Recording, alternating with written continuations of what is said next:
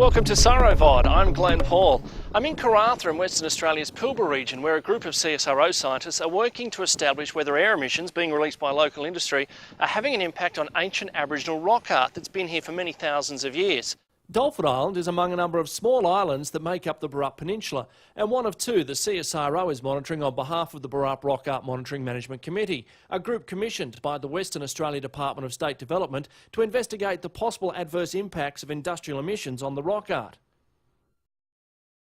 The ancient Aboriginal rock art in this area are not paintings but rather petroglyphs, images that have been created by chipping or engraving into the surface weathered coat of the boulders that characterise the Burrup.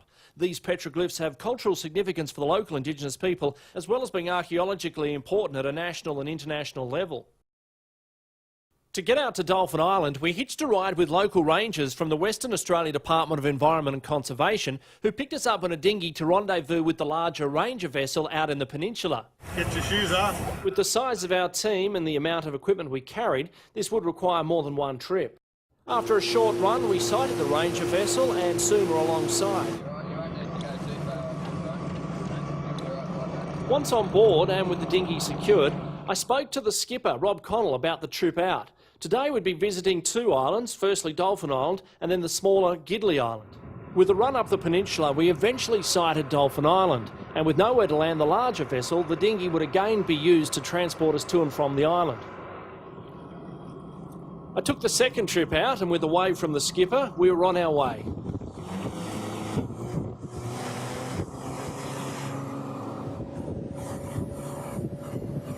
The forward team were waiting on the beach, and now with the sun well up, it was time for the long trek to the rock art site that had been tested 12 months earlier, and it was there that they determined if there had been any changes to the rock art. It was a fair slog over the rough terrain, but it was worth it when the first of many petroglyphs appeared. After a further hike, we reached the main site of interest and the scientists began taking their measurements. In amongst the hive of activity, I asked Dr. Eric Ramanadu about his role. We're using a method called reflectance spectroscopy, and basically the way it works is you got the light source. We have a small light source that we're shining on the rock, and we're analyzing the reflected light. And based on the spectrum from this reflected light, we can tell you which kind of minerals you have there. Based on the last 5 years study, so far everything is pretty much the way it should be. With all the necessary measurements taken, we packed up our gear and headed back down through the scrub towards the beach, where the dinghy would be waiting to take us over to another rock art site on Gidley Island. As we approached Gidley Island, I was told that it wasn't uncommon to see dolphins and whales in these waters, but today, unfortunately, there didn't seem to be any around. After we disembarked and the boat took off to collect the rest of the party, a sea turtle did pop his head up to see what we were up to. Then it was time for another leisurely stroll over rocks and scrub to the next designated testing site of the rock art. Deborah Lau from CSIRO Materials Science and Engineering was measuring any differences in colour on the rock art since the last visit using a portable spectrophotometer. I asked her about this instrument.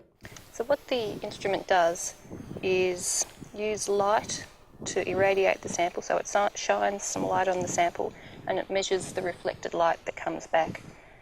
Now, if you shined different types of light on the sample, you'd get different types of light coming back. And so this has a standard spectrum, and because we use the same spectrum every time and it's coming in from the same angle every time, when we come back each year, it gives us comparative measurements. It was getting towards the end of the day, and with the change in tide, the dinghy could no longer access the island where we'd been dropped off, so it was necessary to walk across the island to a beach over on the other side. Most seemed pleased to see the dinghy. As picturesque as the scenery was, it had been a long day of walking, working, sweating and getting jabbed by sharp spinifex grass. So with the testing of the petroglyphs on both islands complete, we headed back out to our ride and back to Karratha. The next morning we headed out to the first of a number of sites of rock art not far from Karratha on the Burrup Peninsula. Karratha is home to industry that includes iron ore operations, sea salt mining, ammonia export operations and the North West Shelf natural gas project. With so many possible sources of emissions, if it was having an impact on the rock art, it would be at one of these sites. After some off-road driving, we came to the first site of the day, and it was interesting to note the wildlife that made these rocky outcrops home.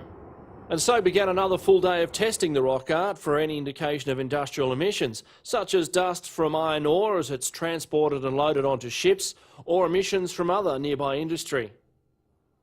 To assist in the overall assessment of this, atmospheric monitoring stations have been placed in close proximity of the petroglyphs.